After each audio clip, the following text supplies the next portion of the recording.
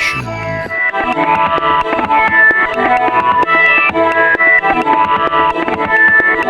Bearded warriors.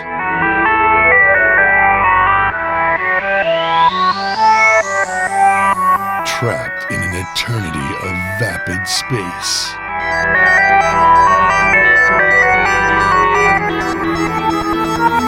Doomed to wander the galaxy.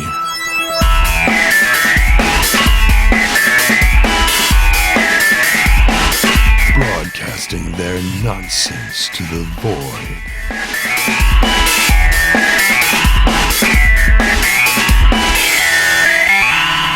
This is StarCast.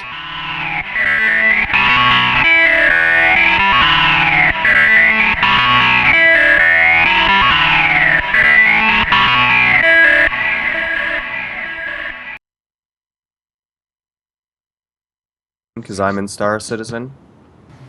Hello. And I have a fair amount of people in my channel anyways. Hello. Hello. Hello. Hello, fellas. Hi, everybody. We'll do.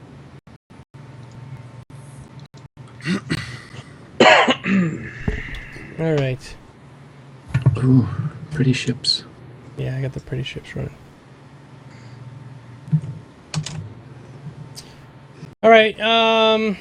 What's going on, guys? Not too I'm much. just watching. How are ya? Just watching the ship, man. Yeah, it's skipping horribly. Yeah, Correct. I don't know It's why. not Sims 4. I don't know why I keep saying Sims. I've changed it twice now. There's this new thing going on with Twitch where as you're in the middle of editing your title, it unlogs you out. So Yeah, it then logs you out. you change it and you think you changed it, you hit done, it said change accepted, and then you go start the stream and it's your old title. Yeah, and you go to check your emails or something, and it's like, yeah, it's logged you out. Mm-hmm. But I'm streaming my thing and hosting you right now too, so we will get some people in from Star Citizen. So if you guys want to click on under me and you want to come to Domo's chat to be involved with the stream, you can get there. It's right under the video that I'm hosting on my channel.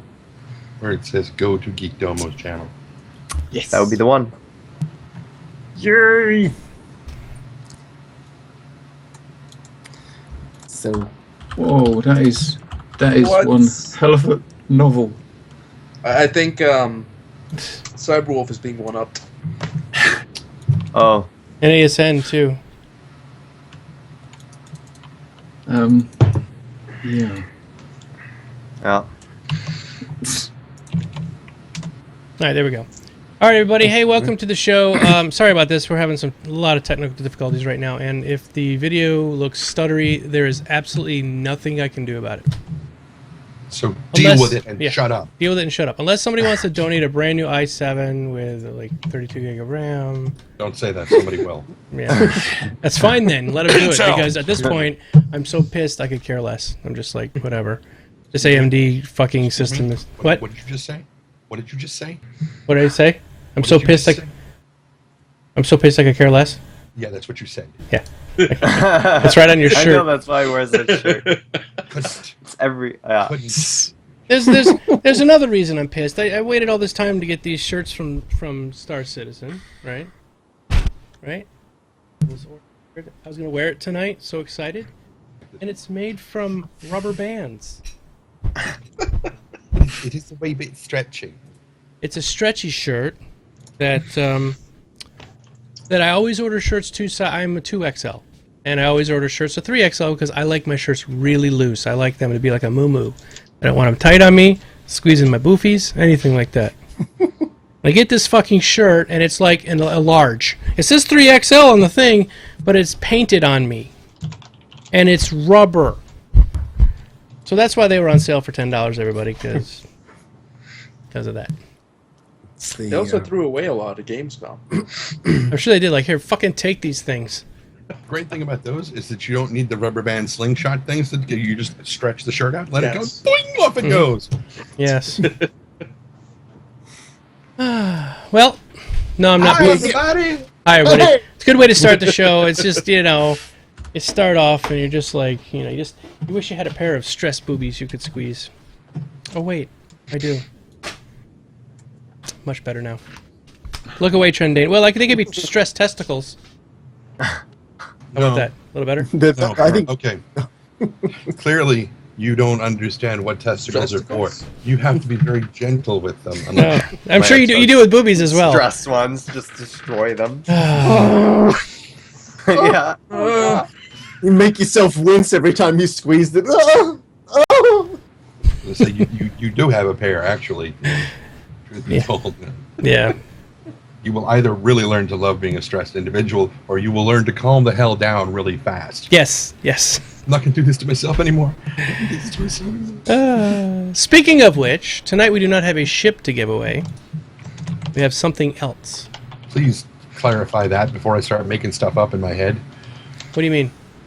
Well, we're speaking of stressticles, and you're now saying that, speaking of that, we don't have a ship to give away, so... No, T-shirt. The shirt. Oh, God, the rubber thank- bandy oh. shirt. Yeah, we're not giving away the rubber bandy shirt.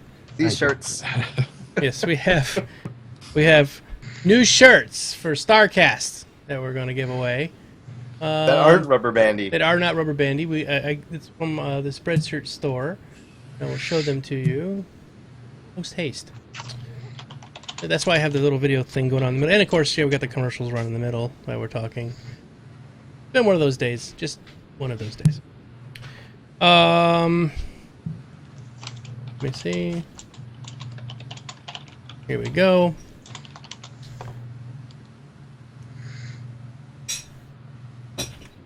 There we go. Brand new StarCast shirts. Woo!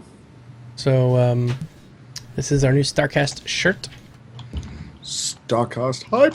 It says StarCast, a Star Citizen podcast, right there with a little Star Citizen logo, and in the back, it has that. StarCast is made possible by our sponsors: RSI, Origin, Misk, Drake, Aegis. So it's got the whole dealy wheelies on the back there. Looks really good. Everyone needs to buy one. Well, no, we're gonna give this away tonight. All right, everyone who doesn't get one needs to buy one. Global shipping, and it's up to size 5X if you like your shirts like a Momo, like me. Tents. Yeah, you can get a tent. Don't say that. There's actually some people that have ordered the 5Xs, so... I mean, for someone really small, they could use them as a tent. Oh, yes, if you're like bod size.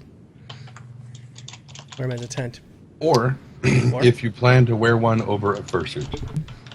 Or a first... Yes. Oh, Yeah. that's a great idea. Yes. Trending, are you going to be doing that at a con sometime soon? Going as a furry with a 5XL t-shirt? Well, whenever I go to a con, whether it's a furry con or not, I'm always going as a furry because I am a furry. Right. But no, I don't own a fursuit. I did professional mascot work for 10 years. So that be our next fundraising goal, is to get Trending No, in a it will fursuit? not. No, it will not. For You don't one, like to wear them? For one, you can't buy me a new fursuit because I never had one to begin with. And two, although a buddy of mine up in Chico does maintain that I have a fursuit up there in his basement, which I don't have one up there in his basement. I don't know what he's talking about. It's It a might trap. be just a giant dead rat. It's a trap. Possible. It's a trap. Anyway. Not a trap. He's not a Come trap. on. No, I'm saying it's like coming to. Hey there, little Coming to fella. my puzzle basement. It's good for you. Say, you like fursuits? Come into my basement. So we will That be was giving well done. we'll be giving that away. Yeah, he does that really well, but apparently his missus does not. She's like not to. here. Oh, so do What? some more Oh, wow. all night long. Anyway, So we're gonna give that away tonight. Woo. So free shirt. free shirt, free hat. No, we don't have hat. We don't have hats. What No do we hat. not have hats? Shirt Hats. only. I'm working on getting some. There's a thong that I could put the logo on. I think would be fantastic. Don't know if we're gonna give that one away though. I might just want to get that for myself. There's a lot of different things on Shoot Spreadshirt. them. Yeah. There's so many different things on Spreadshirt you can get. There's a teddy bear with a T-shirt on it that I can give away.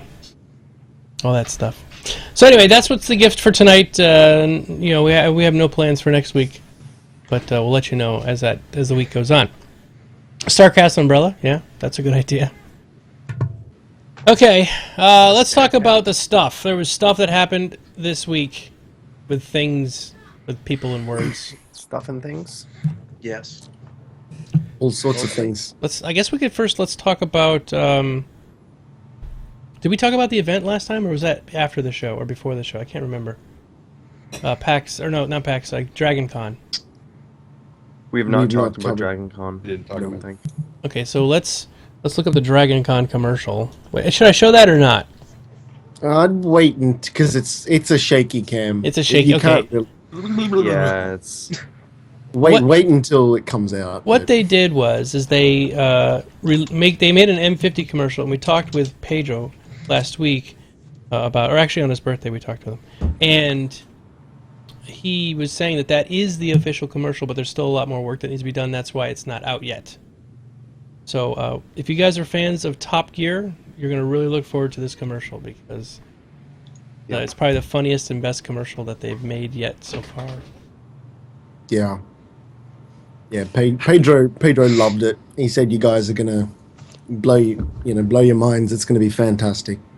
Yeah. And I believe him because he did the score for it. So. I was talking to during Reverse the Verse earlier today. Mm-hmm. I was telling them that they should make a joke commercial about the first days of the Murray Cup when they mistakenly opened it to freelancers.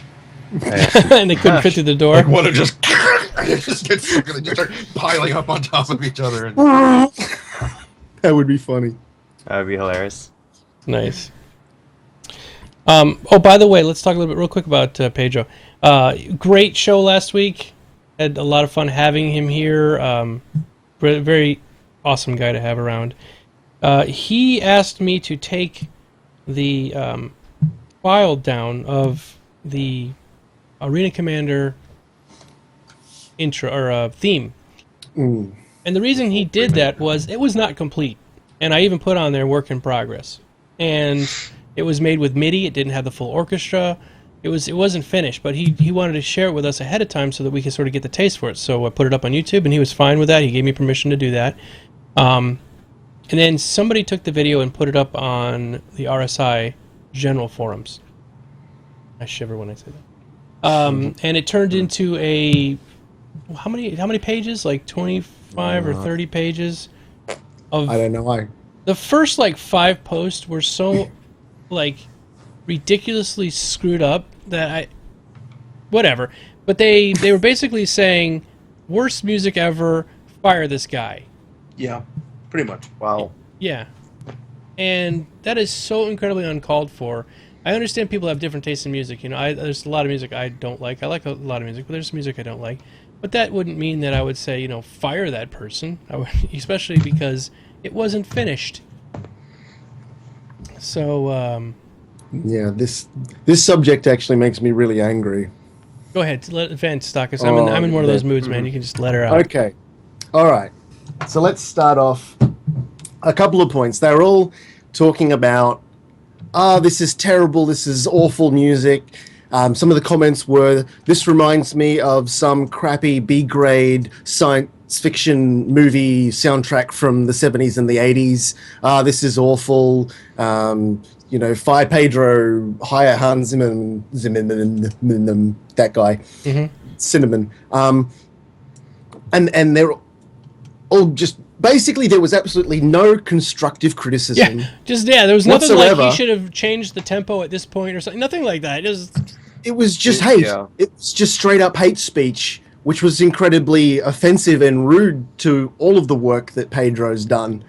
And I have a few points to make about all of those. Is A, it wasn't fucking finished. Mm-hmm.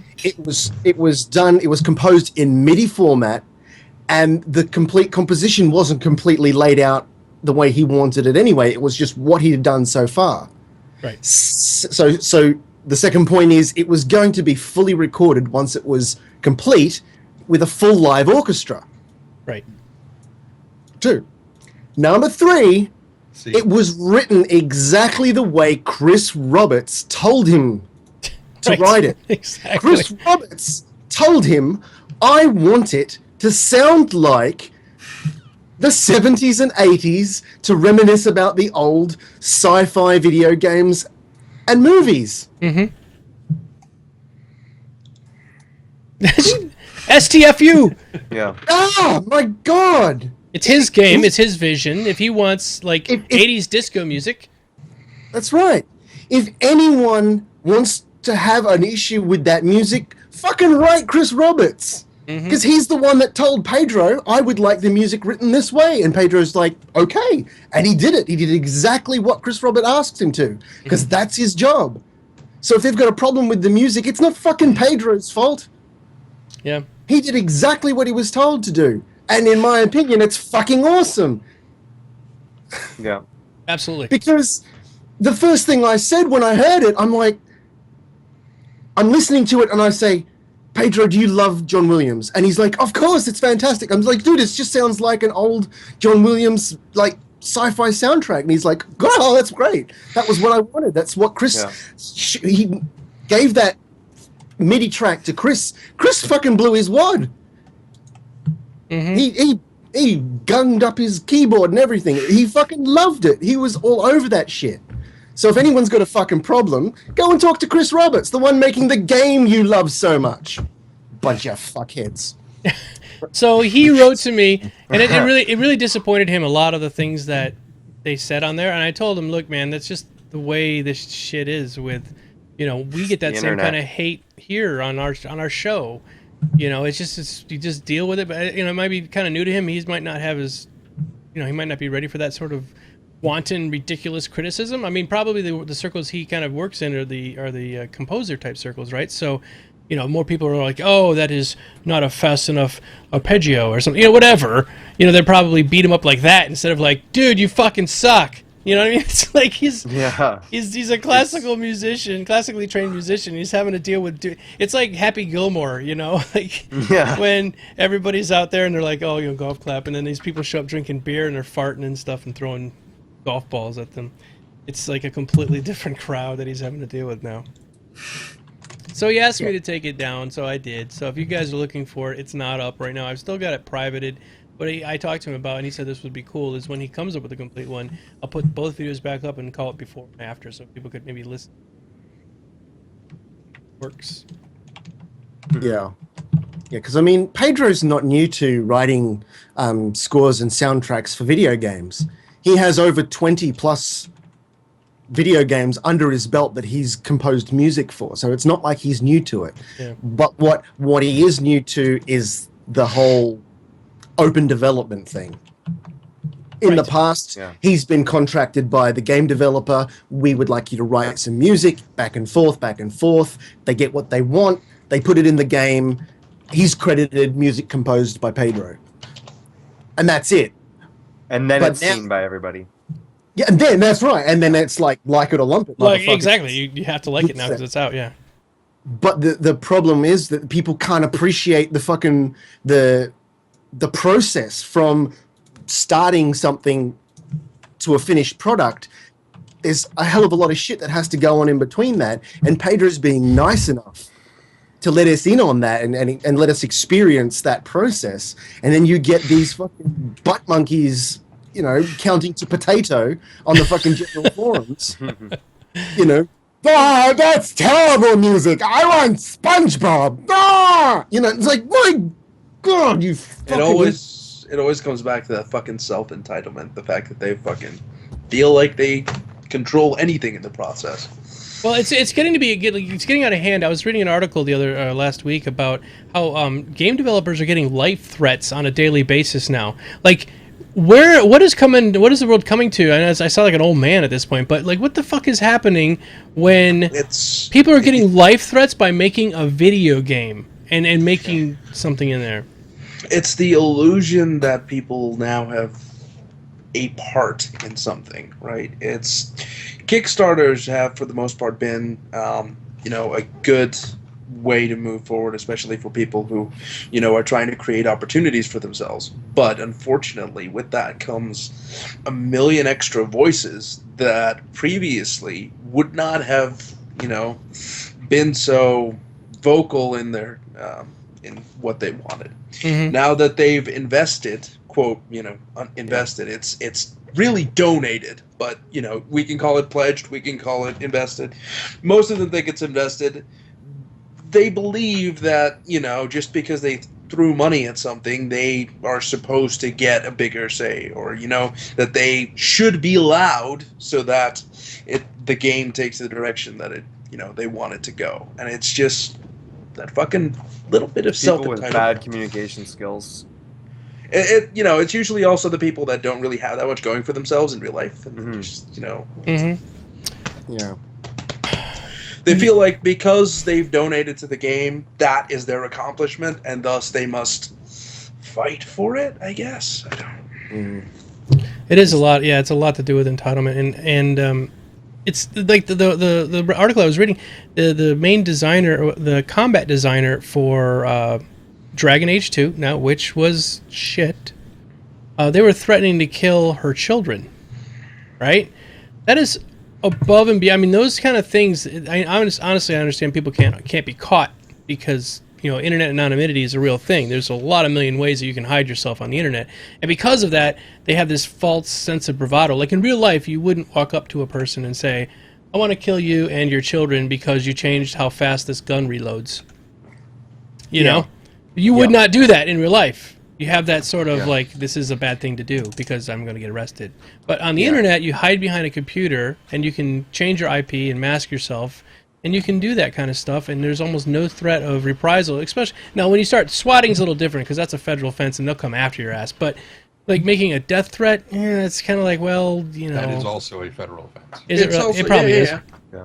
But maybe not on the scale of like saying that doesn't really affect the police department and everything in the way that a swatting does, which is where people charge into your house and you've got schools being shut down and the whole town gets shut down where you live because of that. That's a major expense and also, very scary.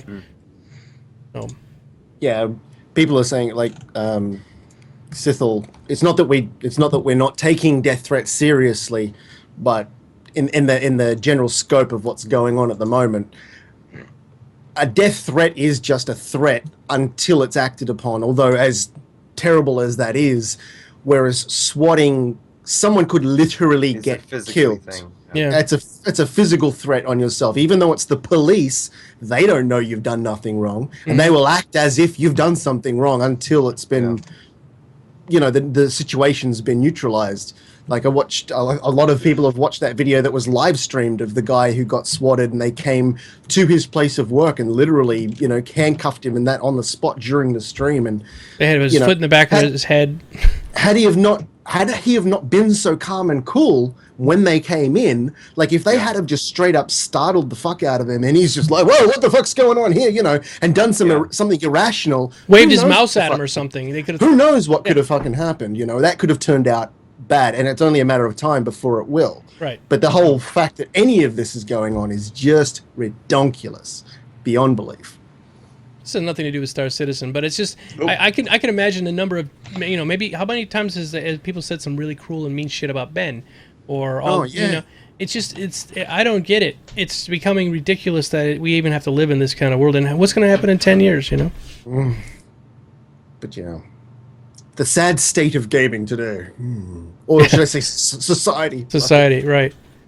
So I mean, there is one way on Star Citizen you can sort of get a little bit filter. Subscribe to Star Citizen.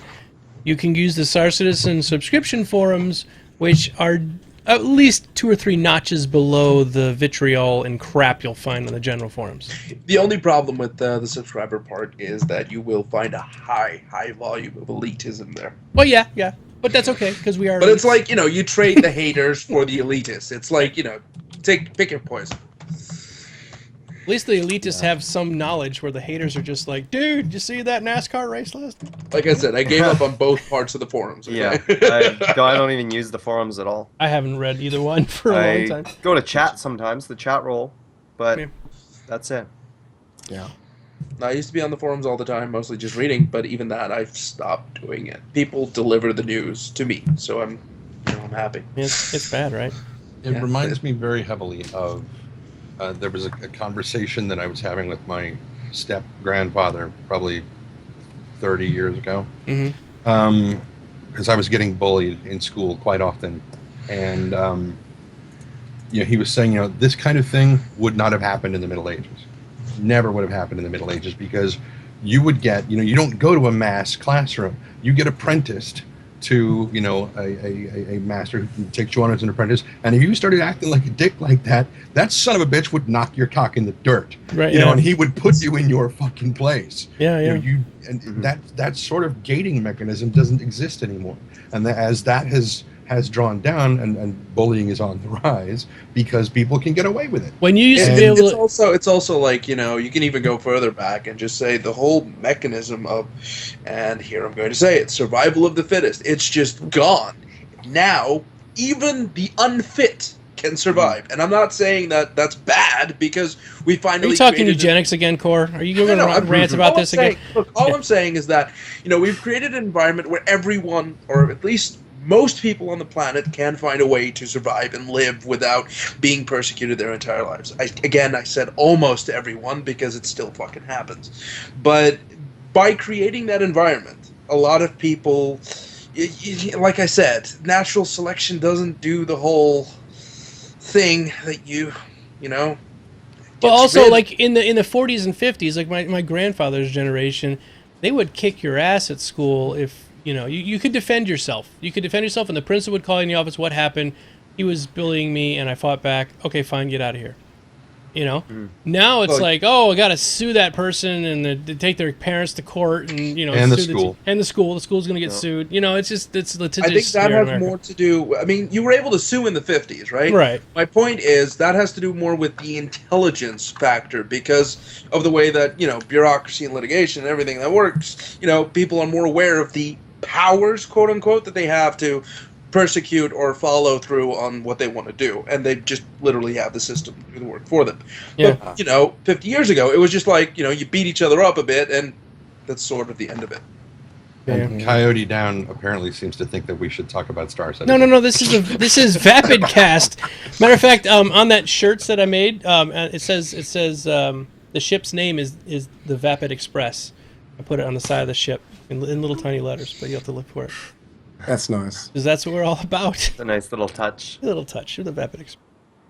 Yeah. Anyway, I guess we could talk about Star Citizen. This is relating to Star Citizen because I am curious to find out. We've only been off topic for like 7 minutes. That's it. I am just curious to find out what happens with Sandy and all these other people that work there. The amount of anger and stuff that they get. I'll tell you, the day that shit has literally hit the fan is when we receive, you send in a ticket and Chelsea doesn't respond with a smiley face anymore. Then that everything and all the good that was at SIG is gone. Yeah. If Chelsea doesn't respond with a smiley face. Yeah. All right, 0.9. What do you guys think? When's it coming? Not here yet. Not here yet. No, it's soon not with here the trademark. Yeah. Tomorrow or next week. Or next week, or the week after that. Who knows? It'll come when it's... No, I don't think it's that far out. It's just they just have the leaderboards left to do, right? The problem is as much as I don't really the leaderboards are kind of neat, and a lot of people are like, just put it out already. It's that whole communication with the game. It's tied and the into website everything and everything else. It is it's way more important than just the leaderboards, and that's why I think they've been holding it off. And to be honest, normally I would be frothing and ready to go for it, but it's it comes right now. The game's fine. If some people don't like the dogfighting stuff and they want to get into the racing, but to be honest, it'll be here shortly. It's not that far out. Everything else seems to be working okay. It's just the leaderboard implementation. Bullshit. So. All right, someone said this is bullshit. But yeah, no, you're right. I mean, whether or not they come out with it now, it's not that big of a deal. They'll release it when it's done. At the end of the day, a lot of people just really, really want to see how they rank up, I guess, and that's why. I don't care about the rating. I don't care about the ranking. I want to race. I want to fly in something other than the bubble that is the Arena Commander. But of course, we're going to go in the racing bubble still. It'll be just a different bubble. Still a bubble. Yeah, it's got more turns inside the bubble. Yeah, true. It's a fun bubble. You have a reason to turn around now and fly through circles. Mm-hmm. Before, you were like, I'm just turning around. I'm just turning around. So that Saurus could shoot you in the face instead of in the back. Now, There you go. they did say today, during Around the Verse, that ships are now 2 times as fast as they were before. Yes, Yep. we knew that before, actually, Yeah, as well. we knew that before. I know. I'm And just same with- iterating what they talked about. With the thrusters, don't change your top speed anymore. The thrusters are going to affect your acceleration. Your top speed will be the same no matter what. But that Which was makes also a lot true. more sense. That was also true, wasn't it? Like way back in the No, beginning? no, right now. Right now, if you use your thrusters, it changes your, like in the 300i, it changes your speed from 120 meters per second to 220 meters per second. And then once Right. you run out of thruster juice, you drop back down, and then that's it until Yeah, you get no, I get what you're saying now. But originally, I just remember them saying that every single ship in the game would be able to achieve the same maximum speed. It just depends on your thrusters, how long it Or how takes you to fast get you there. get there. Yes. Mhm.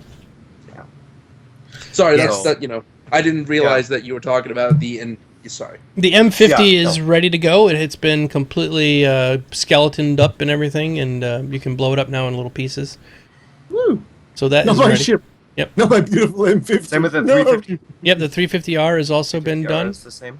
What was the other things they talked about with that? There won't be full key mapping, Yeah, but there will be new profiles. Is from what I understand, that's what it's going to be. They're going to have pre-made profiles that you're going to be able to choose from. Mhm. So when you pick the Warthog, it'll be the Warthog's already set up, with including the lateral thrusters and all that. So, but so that's in there too. Thrusters. You'll be able to, just like you can in Elite Dangerous, fly around horizontally and vertically while you're still moving Yeah, forward. you'll get 6 degrees of freedom. Yep. We're going to have private matches, which is going to be huge, which is going to be good. The thing with that, though, is what's going to happen is when you make your own server or your own private match, a little code is going to pop up, and you sort of give that out to your friends, and that's how that's going to work. It's very, like the very original primitive, X-Fire. but it's going to work. Yeah. Yeah, it's like the original X-Fire nonsense. There's no way to find each other, but you just put the 2 codes together and you can create a session. Yeah. Cool. Just fun. Because I'm going to ram my M50 up Domo's butt. All right, good. I'm ready. My body is ready.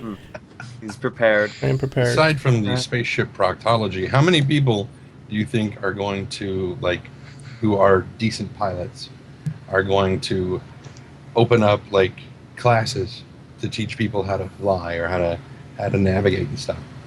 I'm sure there will be some YouTube Yeah. videos. That'd be some I'm YouTube definitely videos. doing it for my org, like during stream.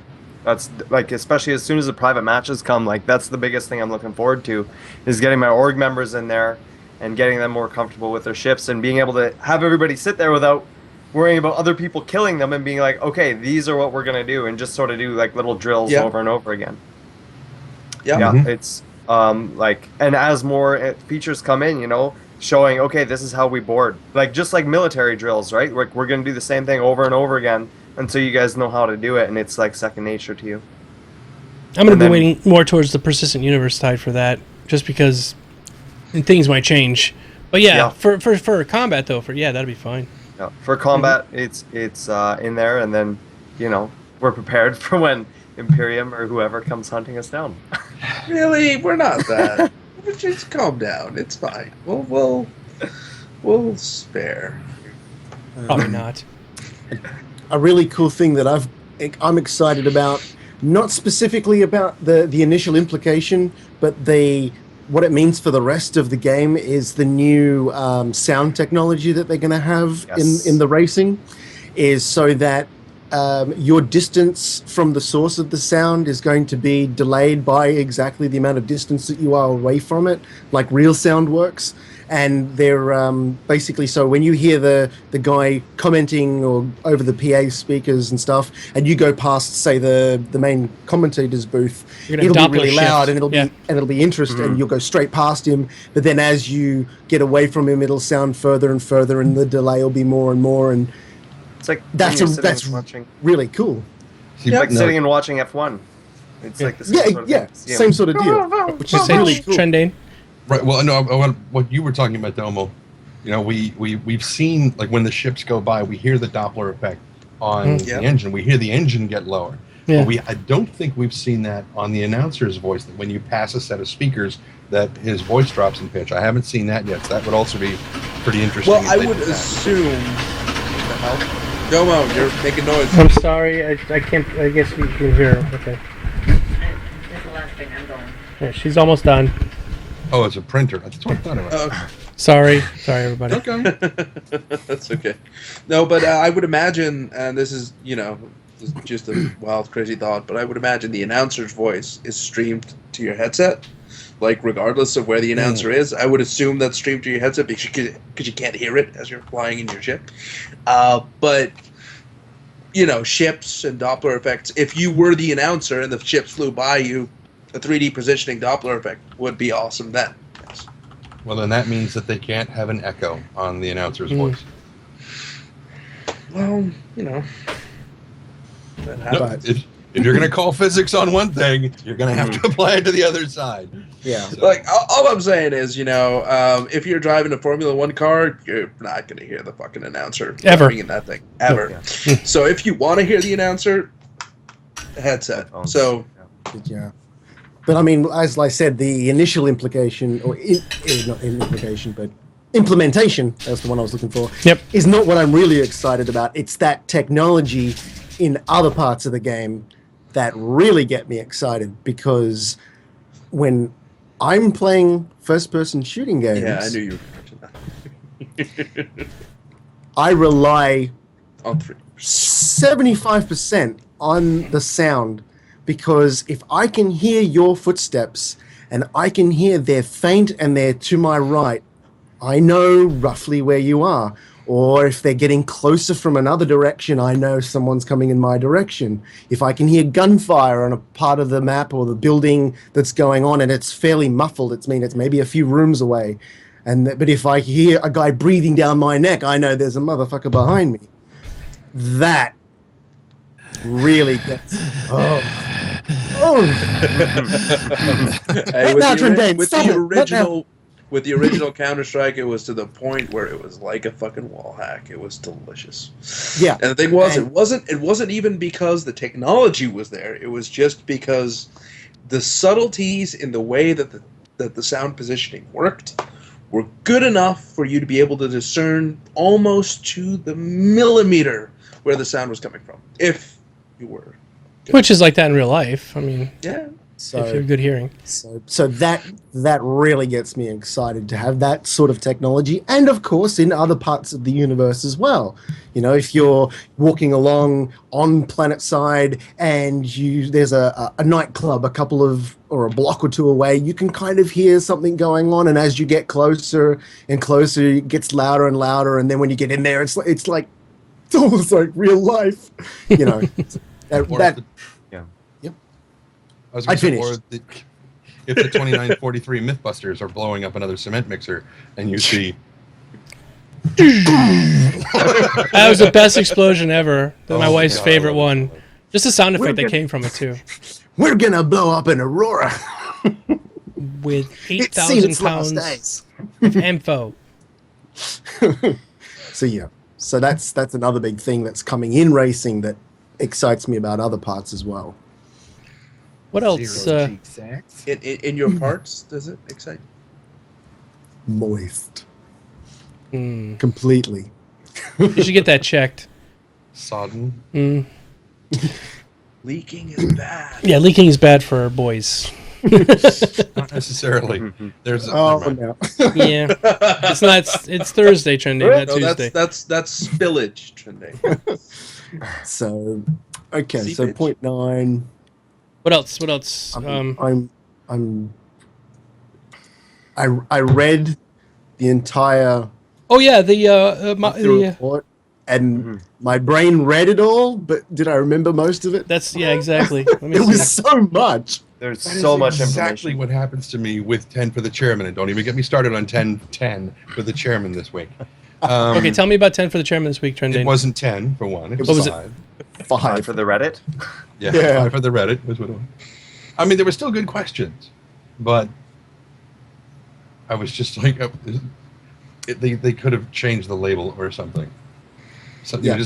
just taken the video into Premiere or something and just had like the sound of a spray can shaking up and this 5, or something, and then release the video or export the video and do it. Ultimately, it wasn't that big of a deal that it was 5 instead of 10. I really don't care. It was just a little shocking that they didn't do anything about it. But same thing happens, basically. The questions get asked. I watch the question. I watch the answer, kind of weigh the thing, like, oh, okay, I can see that, and blah, blah, blah.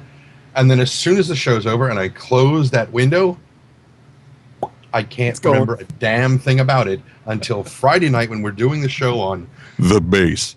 And it's we start reading off of the whiteboard of the questions and answers, and I get halfway to the question and I'm like, or halfway through the answer, and I'm like, and because now I remember it. Okay, all right, now I remember the thing. But the entire week it's just gone, and I don't know what it is that causes that to happen. I'm not that old. You're getting there, Trendane. I mean, yes, there is that, whatever that memory disease is called. It's so incredibly funny that It's I genuinely right there on the tip of your tongue. I can't remember what it's called. Alzheimer's disease. That it does run in my family, so it's like Yeah. But, Okay, girls, listen. If you ever want to be on the show, you're more than welcome. I will invite one of you. What? It's fine. Well, the girls are all Link saying favorite. that girls don't play space games. They're being tongue in cheek. Geek Girls started it. I call bullshit. Yeah. I call bullshit on that, but I know Yeah. Geek Girl's joking about that. Yes. I've watched her play space games. I know. But anyway, the girls are welcome to come to the show. We used to have a girl on here a couple of times. It didn't turn out well. Not because of her gender, but more to do that she just didn't get along with Core. And It wasn't my fault. I well- just had to repeat myself 12 times, and it still didn't sink it in. didn't go so well. Look, it's not my fault if you're just... anyway, something I thought was funny about the 5 for the chairman was a comment made. Wait, we were done with the girls. No, we're done with the girl issue. Done with that. We're done with the girl. For the sake of your testicles, we're done with And I still got 'em. Made clear, any one of them is welcome to come on the show. And we don't mean just one. I mean, any of them are welcome to come on the show. Yeah. Yes, but when it was Sure. 5 for the Reddit, and someone posted down was like, "Well, I'm not surprised it was 5. It was from Reddit. That was probably all the questions they could think of."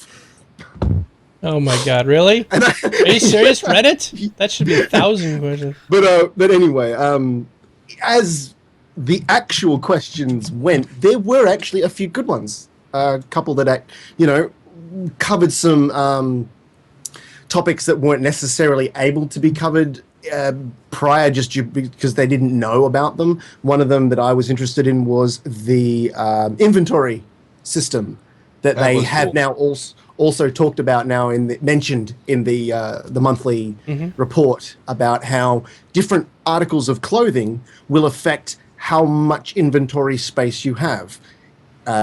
Chris exampled, if you had a plain t-shirt on with some jeans and that was it, you might have 1 or 2 inventory slots because all you've got is pockets.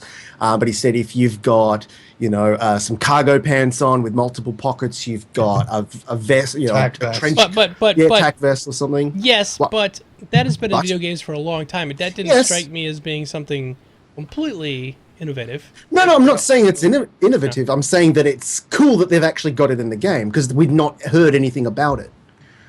Whilst I applaud it, it's also, and this is just speaking from having played with that, needlessly convoluted to the point where it is difficult to maintain. It's not, like I said, it's not... If you do it a lot, right, if you use these kind of inventory systems a lot, you will get annoyed by how many actions you have to take normally to try and get it to work properly. It's better to just have set slots and stuff like that and make it work. But that is this is just a personal opinion on the matter because I like it. I like the idea of having that, but so far it's not been implemented properly. And Maybe they'll be the first. Like I said, so far. I don't see it as any different than the bag system in World of Warcraft. A t-shirt has no pockets on it, so you grab a jacket and you put it on. It puts a 6-slot bag, your thing. You hit Control B, Kinda what they DayZ all does open up. or whatever. Yeah, same sort of Yeah. thing. Like you said, it's not really innovative. They just got to implement it properly. Yeah. Well, it's not just that it's not innovative. It's that it's like a lot of games have been doing it. Have been doing it more and more and more. And one of the biggest examples is Arma 3 and Daisy Standalone. They've tried that, and still, no matter how I look at it, it feels clunky and it not. For a game that's all about, well, military simulation, it's hard for me to find a proper home for it. But anyway, like I said, I just don't want, I hope Star Citizen FPS will be able to find a good middle ground between basic arena style FPS and the tactical milsim, because if they could find a decent balance, then at least you'll have some sort of fast-paced game where still everything's on the line, rather than, or at least a mid-slow-paced game, but not slow-paced, because that'll take most of the fun out of it. Anyway, my point is, the balance there is very, very important, and my highest hopes are that they get it right. That's all. Yeah. They are. The overall game for Star Citizen is extremely innovative with a lot of different things they're doing. So I'm not like taking the piss out of them here because they're talking about the thing. I'm just saying that didn't seem to strike me as being all that much of a thing. No, I only mentioned it because there was no information prior to how that inventory system was going to work. And they've now said, yes, this is how it's going to work. If you wear a tack vest with lots of pockets, you will have more inventory space. If you have a backpack, you'll have even more inventory space. Armor suits will only be able to carry certain types of inventory because they're armor suits. They'll have a weapon slot, they'll have grenade slots, ammunition slots, maybe a med pack slot, but you're not going to be able to carry a whole pile of other different shit. Right. So, and that's kind of realistic in a way. So, but clarification was made, and that was a great thing, I think. Yeah, no. I'm just hoping for balance. Don't we all? Don't we all? Yeah. Is there anything else? Is there anything else from this week that you guys wanted to talk about? I'm trying to think if there was anything really groundbreaking. 890 jump. Oh, 890 jump. The Anaconda. And the new hangars are coming. Yeah, new hangars. New hangars. Well, they're with version 0.9, aren't they? Yes. Yeah, they're coming in 0.9. Yeah. I want everybody to prepare your pyloric sphincter. Yeah, right there. Because you're going to have much heartburn when you realize that the 890 jump is going to cost 890 jumps. That ship is big and badass, and it ain't going to be cheap. By the way, you're using playlist stuff. What? If Cyberwolf is in chat, which I believe he is, he made a comment in Reverse the Verse stating that somewhere Ben Lesnick had actually confirmed that the 890 jump had undergone a revision for its stats, and that it is actually now almost the size of what the old Idris used to be, which is like 114 or 115 meters. Yes. So that's literally almost put 30% more, nearly 50% more on the size of what it was at about 71 meters. Holy fuck. I'm just wondering if Cyberwolf can in fact confirm that was a post by Ben on the forums or where he actually got that info. Not that I'm doubting it's real. I'm just wondering where he actually heard that information, because if it's true, and I hope to God it is, they'll have to call it the 1200 jump. Why is it called the jump? What is it doing? Is it jumping often? Yeah, right. Just called the 890. By Origin Jump Works, right? Yeah. Why is the Constellation called the Constellation? It's their flagship luxury cruiser. At least it's going to be a pleasure boat, so there's going to be a lot of jumping going on. Yes. Maybe if an 890 jump and a jump point come together, we've got a jump point, and that's like... It's an 890 jump made by Origin Jump Works, and it has those USB jump engines. Or it's a jump point with just the point cut off. Yes. Well, it's kind of like a wedge. It's more of a jump wedge, if anything. Jump wedge. Yeah. Well, it's got a point at the front, so... I'm trying to find in the forums or something that shows what it looks like. If I ever get one, I'm going to name it Crisscross. Thanks, Wedge. Good shooting, Jump Wedge. The only thing I can imagine, right? Because of if that is indeed the sheer size, you're going to be paying, $890 for it. You're going to be paying around, a little bit shy of $1,000 for it, unless, and this is my thoughts on it, if they do limit it to just being a luxury ship and with absolutely no possibility of fitting any kind of, massive weapons on it or, Cargo. rebuilding it for cargo or anything like that. That would be the only way you could justify a lower price on it. Otherwise, you'd have to sell it for $800. It's in the Idris category right now. Yeah. Like I said, I'm just saying, if they want to keep the price of it cheap, they can't allow it to be modded for weapons. Thanks for the link, by the way. Let us be honest. How cheap is a luxury vehicle? Just out there. I'm just saying. The Phoenix still, right? It was $400 for the Phoenix Constellation, but the Phoenix Constellation, despite being the luxury one, was still decked to the fucking rafters with guns. And had had the ability to upgrade your it was just the top of the line. Had more than the other ones. I know for a fact that the 890 is not defenseless. That's for sure. It's definitely got armaments. Whether it's got armaments worthy of being classed a military grade armament, I can't comment. I know it's supposed to have the Class 9 defense system and stuff like that on it, but I mean, if you think in law about it, you've gone and made this huge, big, gleaming gold trophy that's going to be floating through space that people are going to want to have. Oh, yeah. As a manufacturer, you would only be smart by, honoring your customers by allowing them to defend themselves adequately from would-be people wanting to take you from that ship. Yeah, fuck it. I'm saying. I understand what you're saying, but I'm also countering that point by saying that, luxury ships are expensive. No, I agree. And it's fucking huge. Yeah. But, in games, there's also a level of usefulness that you require from the amount of money that you spend on something. And if the ship itself is literally a status symbol and just a status symbol, then you can't ask that much money for it. Well, you can. But even then, it's a status symbol. Yeah, that's why people pay so much for. Why do you have an Idris core? Why do you have an Better Idris? than the cars. Because I can kill people with it. Yeah. I'll still get an 890 jump. Don't get me wrong. I'm not arguing. I'm just. My EP ain't big enough yet. I got an Idris, but it needs an extension. It needs a penis pump, and exactly. And no matter how phallic the Idris is already shaped, we can always put a pump on it. I don't know. Look, he got it. We can only wait. They slot into each other.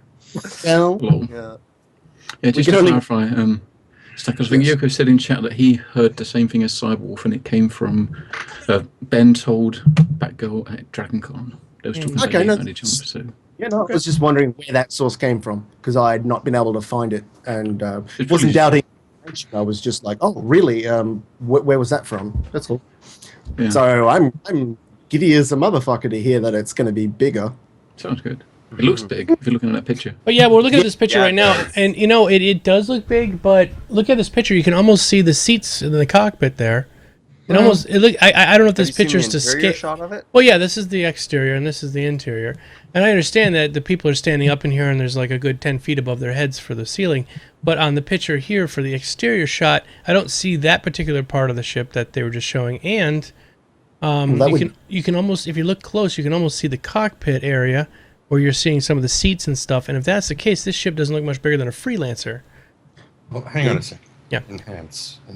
I did. I zoomed in. We're waiting. We have to wait 30 seconds. Yeah. There we go. Now I'm just looking at like the size of like the manholes and.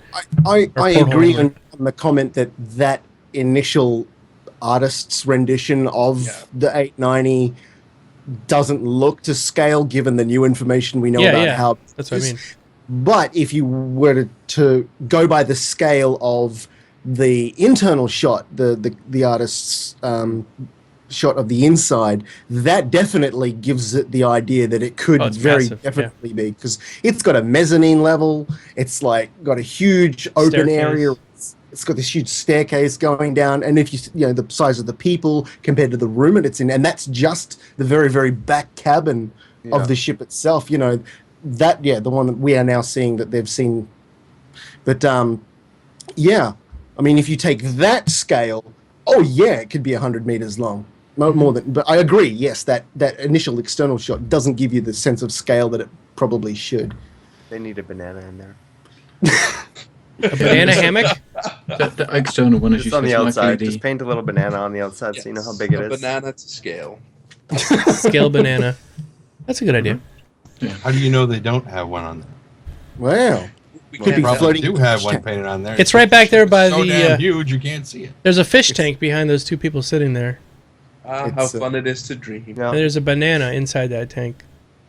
It's It's Wait, floating no, on the no, top no. of the There's water. there is a fruit bowl there with space fruit. Yeah. Exotic space fruits. over near the pot plant. Next to the pot plant. But those are dwarf bananas from Stanton too. Oh. But yeah, so You guys want me to post the link? Hold on, I'll give you guys the link. yeah, 890 jump is just an orgasm machine to me. It's You mean that's what you'll get from it, or that's That's what he's gonna do all over it. Okay. yeah, Get the Every black room. get the black lights out. every room. Oh god.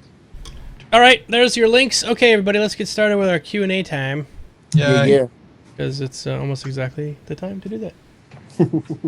It's the Q&A time. Q&A time. So we kind of already answered Cyberwolf's first question about the 890 jump, which we've just spent a few minutes talking about. But his second question, did Car manage to get any interviews at Gamescom? no, I didn't. Okay, good. Asked and answered. From Lesmus, so there are a lot of question marks in this thing, by the way, which means there's probably more than one question. Some of these questions have 2 question marks to them, so must be a really important question for that one. So Extra question. yeah, exactly. It's replete with questionosity. So I'm wondering, since you, CIG, We're not SIG. no, We are far from SIG. mentioned that you would be able to purchase factories in-game, how are you going to be implementing it? Again, not something we can answer. I mean, is there going to be something like a stock? You know what, actually, Elizabeth, these are really good questions. Please don't take my joking about them as any kind of indication that they're not great questions. He's very However, flippant all the time. These would be great questions to send to 10 for the chairman. Or toss them in for reverse the verse after around the verse, something like that. Just definitely hang on to these and kick them over to the thing for 10 for the chairman if you are a subscriber. I can quickly answer that bit about the buying factories. Go ahead. Basically, whilst you'll never be able to own a factory node, you will be able to eventually run one as basically an administrator of the facility. You're not going to be able to, physically walk around and hit shit with a hammer and build things, but you would take over an administrative role in a business sense. Eventually, that's a very far off thing. So you're not going to buy a factory. It's not like Monopoly where you buy a hotel and you now charge rent. It's you literally would just take control of the administrative control of it, and then reap the rewards in your business dealings with other companies. So just wanted to clarify that. There probably will be stocks, which is the next question. But Sorry. Trends Right. off into space. No, I'm watching the commercial. Sorry, this is my favorite part of the Little commercials golems. when the just the sound when they come out of interspace. God, there's a little bit of the Bionic Man sound in there, just a touch No, of no, it. no, no, no, no, no. I love that. I know Ben has mentioned that because when we had them on the show 2 weeks ago, I guess, when we were talking about this commercial, and my question was, why is the captain so out of breath in the beginning of this commercial? Because he's like huffing, pretty hardcore, and he mentioned that going through interspace there is a kind of pull Yeah. on you and everything. I'm like, okay, that's fine. I will readily accept that answer, why don't the other 3 people? Why are they not? Is there something wrong with him? It's when you sit in that particular chair, it stretches your lungs It's out. just down the center line of the ship. Just there, yeah. Maybe you ought to move. The doctor was standing up for the trip. Why didn't the captain get out of his chair and move out? Anyway. Yeah. Did we answer the question about stocks? No. Okay. No, but there probably will be stocks to a certain degree. And the next question about, do factory owners generate missions for players and NPCs? I would imagine that they can. They will not necessarily be in-game, interwoven into the game mechanics, but there's no reason in the world that you can't say, look, I want you to go here, pick up these materials, and bring them back to me.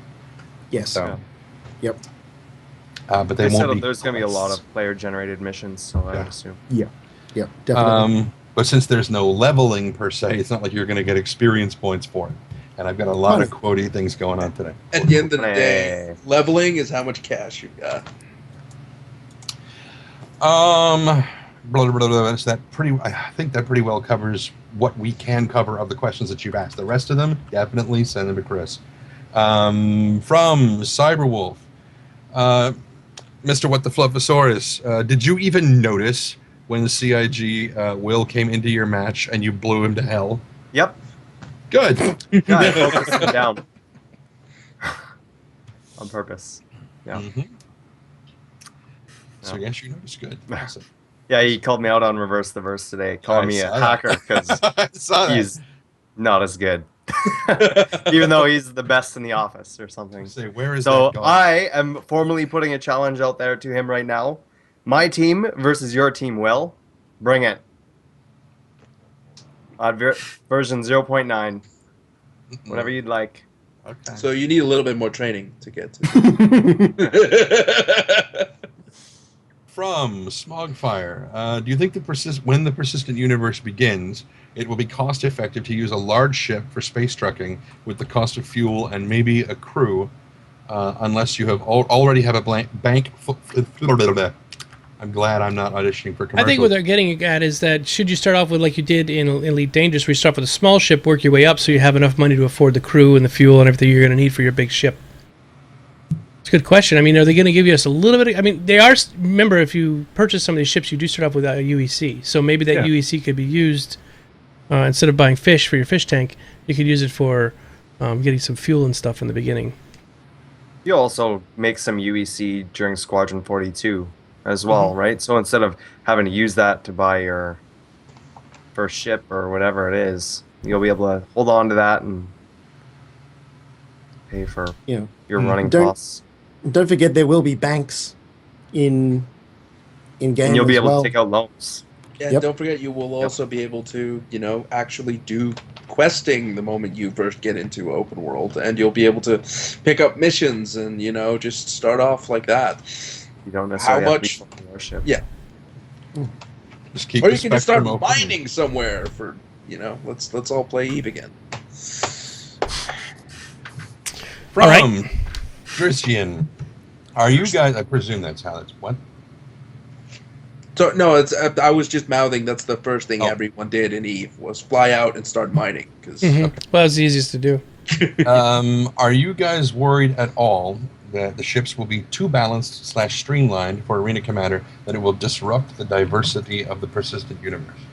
No, there will be so many ships that it'll never be truly balanced, which is good, because discord and unbalance is what makes a game fun at the end of the day. And I believe that they've mentioned before that just because they're balanced in Arena Commander, they're not going to be that balanced in Persistent Universe. Some ships are going to be better at fighting, some people are going to be better at hauling things, some things are just going to be better to hang out in.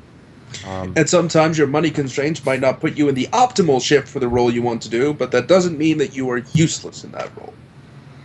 Like, for instance, even if all ships were created equal, that doesn't mean that pilots are. Right. Yeah, exactly. Because your ability to pilot your piece of crap ship. I mean, let's, for example, put Saurus in a what's the worst ship? The Aurora. Okay, the Aurora. Let's put him in an Aurora, and let's put me in a Bengal, and see who wins. Well, you He can will. just run into That's a him. long match. I No. promise you. Just I run promise into you he'll him. win. It'll be fine. He'll still win. So from Yoko Rose, what do you think the price of the 890 jump will be now that it's been told to be as big as an old Idris? I stand by my $890. If there is nothing that you can do to upgrade it in any way, or at least not beyond, far beyond the specs that it'll have, then so that it never become a dedicated role of anything beyond a luxury ship, then the price can be around 500, 600. But if the ability exists to turn it into something more, or you're just paying for the status, you're talking close to 1,000. Yeah, I think it'll be close to in the 500 to 800-ish range. In there. Like I said, it can depend on what's in there. If it's just a ship, then anyway. From Cyberwolf, did you guys hear about CIG officially buying Redacted in its entirety? What's that? I heard someone mention that, and I wasn't sure exactly what is it. How it relates. The website. Ilphonic. What's that? Ilphonic, the guys creating the FPS modules. Yeah. They bought. They bought them. What they were called Redacted? No, well, that was the joke. That's been the Every joke monthly the whole time. report, they said Redacted is creating the FPS module. It's Ilphonic that's creating. Oh, well, that's great. I mean, the more they can bring it in house, then they can. There you go. Okay. Can I get clarification that Ilphonic are a British company? Is that correct? No, they're out of Denver, or something like that. They're in Denver, Colorado, or something. That's weird. Okay, no, that's cool. So they are much closer to me than they are to you. Everything's closer to you today. Pretty much, yeah. Except I don't have a passport, so I can't go anywhere. It's gonna be never mind. So from Cyberwolf, what the Fluffosaurus? What do you think about the upcoming ballistic weapons changes? Do you feel that they are needed? Remind me what the upcoming ballistic changes are. I can't do that. Sorry. I don't know what they are. Okay, You'll good. put them in the chat. Move on to the next question. We'll come From Dritzian, I want to do some stealth recon in-game on launch. Statement, not question. What ship would you guys recommend for that style of play other than the Ghost? That statement is fine as the first part of the question because it actually built into why the question was coming. I know. An Idris. 890 all jump. black. 890 jump is what I would use. Just paint it Vandal black. grab Kingship. some 890 whites. jump. This is for space racing. You guys are talking about? No, for stealth recon. If I turn on my stealth drive, as long as we're not singing the Russian national anthem, we're fine. Yeah, one ping only. Let them sing. I was going to say my Hornet Ghost, but I don't have it anymore. And Well, he said other than the Ghost. Oh, I missed that part. Sorry, I was totally I was redacting everything. Yeah, that's You- from. Oh, okay. I was going to answer it seriously. Oh, what kind? God forbid. Oh, yeah, well. Something relatively small that doesn't have a huge signature. Possibly something with greater.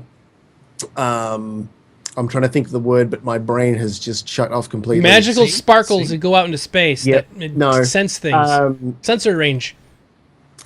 Yes, thank you. Sensor range. Oh, see how If you weren't going to go with straight something dedicated specifically for recon, something guided towards exploration would probably be the closest thing you could get because they've got the sensor arrays to be able to pick up whatever you're trying to recon. Go for something small, maybe 315p, because it's got a. What about an M50 or an info runner? Info runner Herald? could also, the Herald could also do it as well. Yep, something small like that. So just something that's not going to attract a lot of attention. Something with not armed to the teeth that's going to up your power usage so that you're attracting a lot of attention. Something small. What was that mining ship called? The Orion. There we go. Use Use Spider. that. No one will suspect you're trying to scout Use anything. the spider and just float through space. That's right. Use the giant semi truck as your spy vehicle because who would have thunk it? Exactly. The So, government, that's Connie who. Phoenix. Yes. There you go. I see a Connie and I want to paint it black. Just to tie in with what Smogfire Dude, that said. sounded the exactly previous like Mick question, Jagger, yeah. dude. No, it didn't. Yeah, it was just like him. Certainly not in here. It didn't. So from Cyberwolf74, Car. Did you get to lick Chris Roberts' hand like you always dreamed? Did you get any of his DNA? No, I shook his hand, and I don't know. I could spit at him if I wanted to, but I did not lick him at all. God damn it. I promise I will lick Chris No, Roberts. no, we I'm don't want you sorry. licking him. We want you dressed in a mankini and the StarCast shirt. No, I'll wear A StarCast Mankini? Yeah. Yeah, oh, God. I can get a mankini and put the little... Oh, Can yeah. it be made out of stretchy stuff? Especially stuff. Yes. Yes. So it looks completely vacuum formed to every Sorry, nook and cranny Stackus. of his body. Yeah, like liquid latex on Yeah. my body. Body paint. That's even better than Yeah, a just mankini. body paint and a patch. What do you... Pasties. The pasties. Little little, RSI pasties. Those little Band-Aids that are circular, you know. No. That's why they made these. Ah, the patches. Hang on, I've got some of them here somewhere. No, I didn't get that round of patches, but what could I do? I could put... Because Don't he use loves... these. Do not use Star Citizen brand needles. No. Well, They haven't a Star Citizen lunchbox yet because I swear to God they're headed that way. It's like fucking. I'll put the Spaceballs. Hornet on one nipple, and I'll put the Constellation on the other. Come on, Chris. Can you iron them on? Yeah, iron them on your nipples. No. Yeah. safety pin. The safety pin. Come on. I can Just just see put that. them on there. I will wind up Staple them being on. in the next room at the hotel while he's doing that. Then I go, ah! You know, just. Pain. And then I'll put the Squadron 42 over my junk. And your mission, Chris, if you choose to accept it. Yeah. This would be worth it. I think it's worth it. Sending Stockus to Yeah. PAX Australia. You're gonna film everything. Dressed in a Film it. mankini, has his No. things on his nipples. No fucking It'll be man. great. I like your idea of the latex body paint. Honestly, that's what I thought you were going for with all the. Painted, yeah, he could be painted like they painted a suit on his body Yeah. out of the latex. And he's got those patches on his nipples and something down his junk. And he's just standing there interviewing Chris Roberts. Be like, what the fuck is this? I Next will warn you. I will warn you, though, Stockus. Shave first. Everything, because if you try to pull that latex paint off and you It's have not coming It will with then it. be shaved. Yeah, it will then be. It is not a Brazilian. It's whatever the. An episiotomy, that's what it is. All right, let's move on. Yeah, I agree with Soros. Next question. You can ask that ballistic weapon changes question now. Oh, can we? Oh, right. Okay, because I don't. Where did the ballistic question stuff go? Well, the question's still up there. What Yeah, does no, what you know? I didn't see what it said. I can repeat the chat.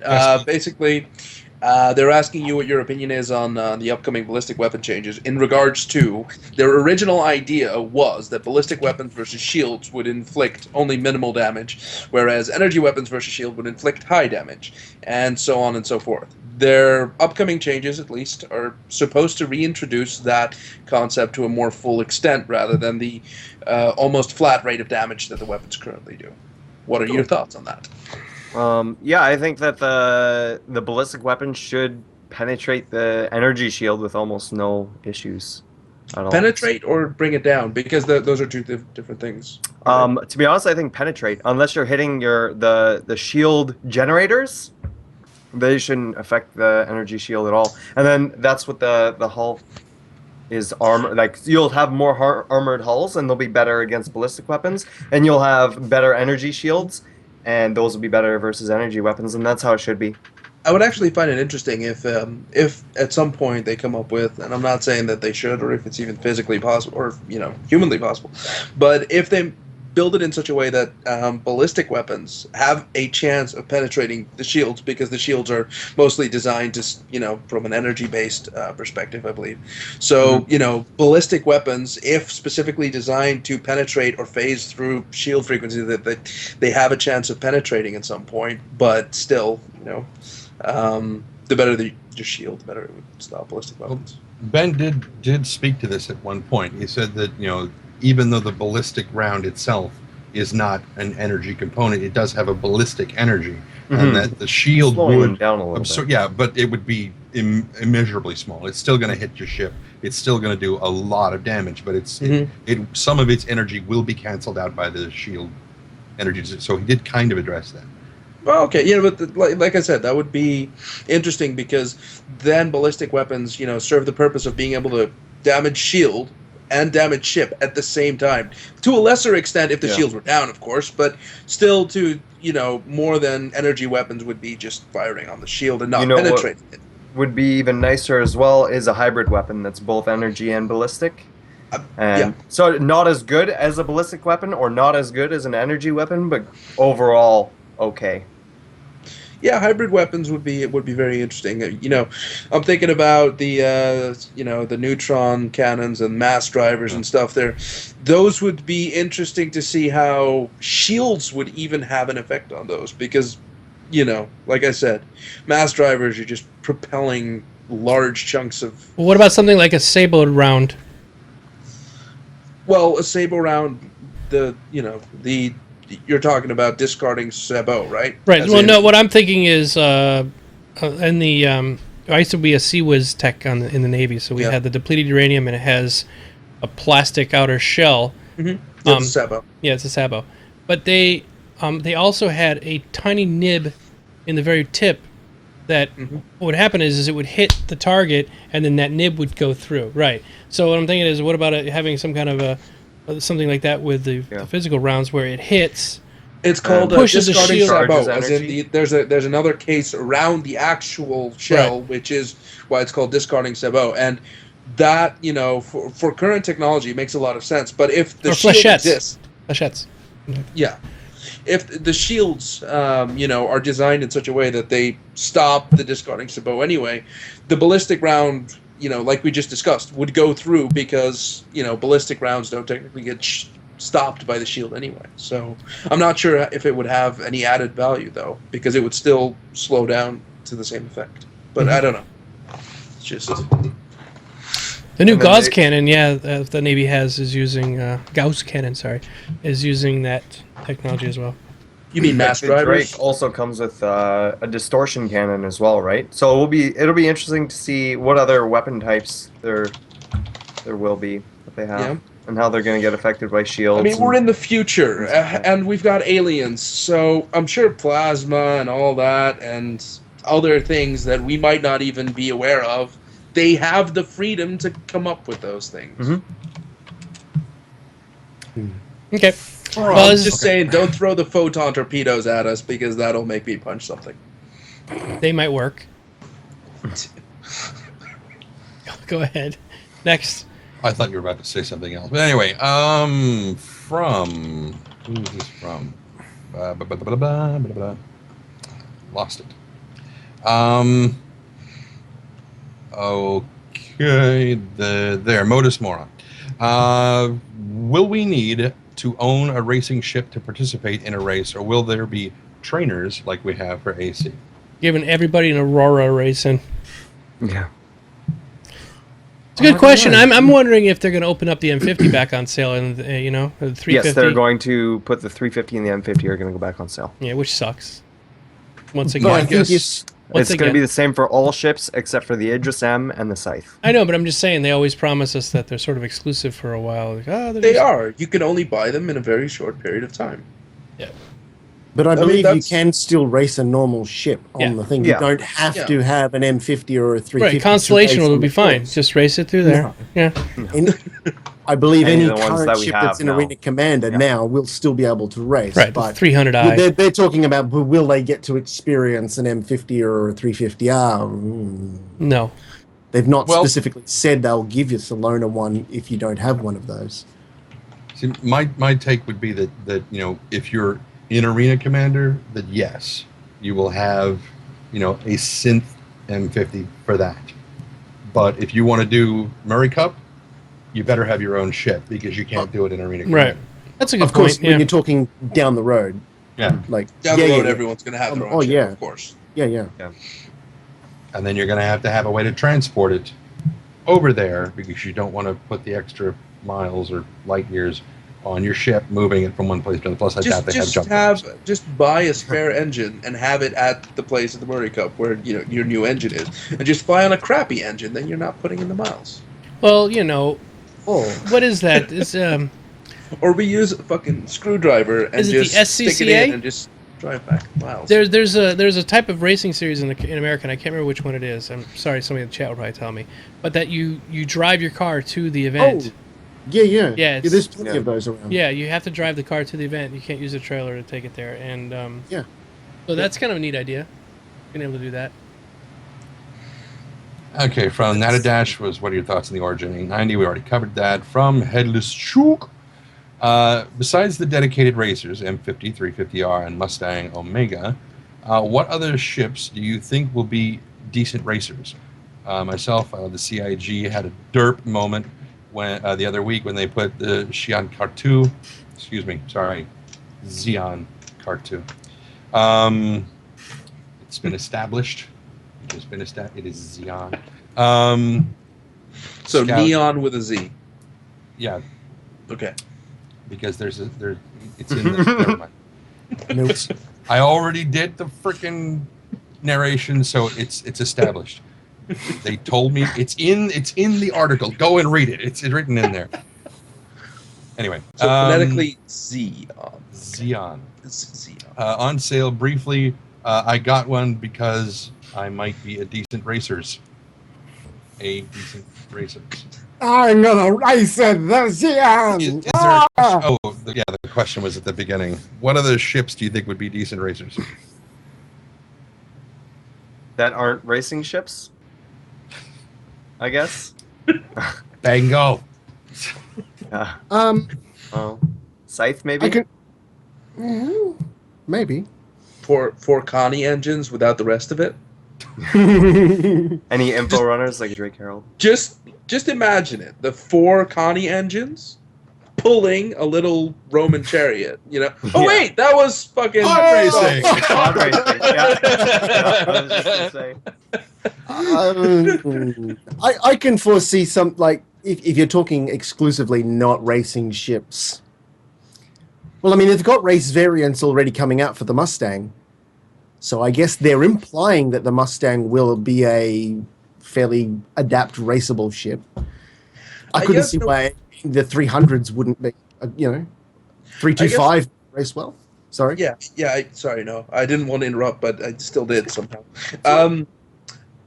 Just imagine any light ship being able to fit a heavy engine would qualify as a racer. I'm not saying that's all it takes to qualify as a racer, but that's like the first step. If you've got a decently fast and light and maneuverable ship, then you could probably call it a racer. Even though it might not be specifically specified as a racer role, if you're comfortable flying it and you're good at flying it, that'll probably make more difference to you than, buying an M50 and going, "It's the fastest ship!" Yeah, but you can't fly it, so... Yeah. I point to real life examples of like the Mini Cooper S, tiny little thing, hardly powered at all, but the thing raced like a motherfucker. So was it a huge big NASCAR or IndyCar? Nope. But did it race like hell? Hell yes. I never saw it in Le Mans, but same with Miatas. Le Mans. Fuck you. By the way, everybody, I did start the raffle for the shirt. You can go up to 1,000 DKP if you want. All the DKP was reset this month, so everyone probably has pretty low DKP numbers. But yeah, the shirt is global shipping and up to size 5X. You can pick whatever color you want, whatever. So type in ! Ticket, space, and the number of tickets you'd like to purchase. This is a VIP raffle. Okay, go ahead. So Echos One basically asked the same question we just addressed, so we'll go by that. From Superman Punch! The question is, from what we can tell so far, do you guys think the Persistent Universe will be made up of everything from Wing Commander, or will we see brand new races, etc.? I think we'll see brand new races. Yeah, eventually. The Murray Cup is just the stepping stone. If it takes off and if it's sorry, races in Creed, not necessarily race, right? Is he talking species, I presume. Oh, sorry. Yeah, no, I was just like, racing, no. That's all right. So, yeah, they're talking about will we see more than what we experience as far as the species that we come across in Squadron 42? Will there be more than that in the PU? That's what he's... Well, my understanding is that we've got the Vandul as a new race. We know that there are still colonies of the Tevarin out there, which is pronounced Tevarin, not Tabaran. Grammar Nazi. Well, as soon as I find an article that says how it's pronounced, I know. that's on the I'm wiki, screwing with you. You're probably the one who knows it the best because you do all the Galactic Guides. MVP of the Post of the Week last week. And of course, probably. if you watch the Relation commercial, there's an alien in there that we don't know about. Yeah, that's actually the other one that I was going to point out just next, was the thing. Are there any Kilrathi left? Apparently. Or did we completely obliterate the species? Parallel universe, That's really right? hard to do. There's also the Katak and the Banu. No, wait. I thought he said, because I would love to see some Kilrathi. That would be fantastic. But Parallel universe? But didn't he say that there would be no Kilrathi because it's a completely different timeline or something? It could be that, Wing Commander and Star Citizen take place in, like, the same way that Bioshock Infinite and, Bioshock took place. They're the same coin, except in different universes. I think it's because of licensing issues as well, because Origin and EA own Wing Commander, yeah. So there probably won't be any Kilrathi, but there'll be plenty of Goon. Yes. So probably, yeah. From Daddio66, what level do you recommend for a new player to get into? What? Level 0. Oh, what? I presume what subscription level do you recommend? For Oh, that's what I presume. Aurora. Pledge level or ship level? Yeah, that's what I'm presuming. I would Because suggest... you can always upgrade. Yeah, I would suggest... I mean, no matter how filthy rich you are, if you're just getting into it, don't spend more than $100. Definitely start small. Smart Aurora, 300i, Personal preference is a big one here as well. I mean, if you like the look of something or like the thought of something, then it's most likely something that you might, want to get into as Star Citizen gets closer. But it's always a lot of fun to just buy what you can currently fly. So that would be another motivator for Yeah, definitely look at the idea of a ship before looking at the stats of the ship, because the stats don't matter at this point. Especially not this point. No.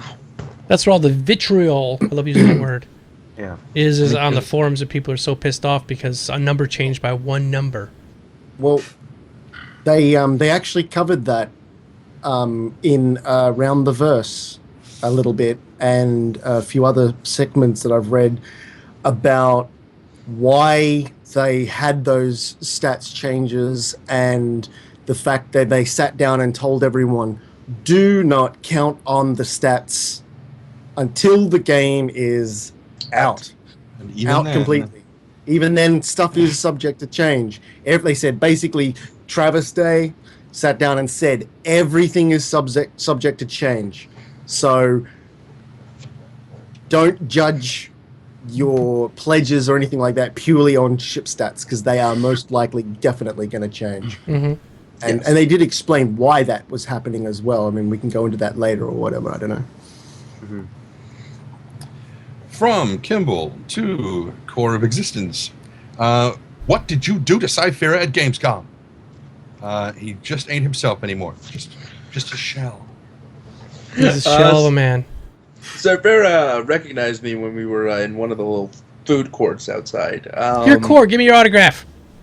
No, well, almost. It was almost close. No, he recognized me because most of us were wearing Imperium shirts, so that probably helped. But seeing me on StarCast might have tipped him off to the face. But yeah, he recognized me. We had a couple of conversations, and we met again at the SIG event.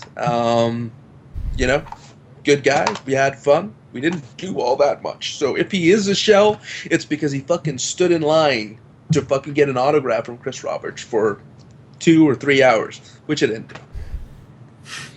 Was there an ice cream scoop involved in any of this, and Cyphera's innards or his soul or something? Look, all I can tell you is that line was so ridiculously fucking long that the people that were queuing up outside, okay, imagine, the doors where everyone came in.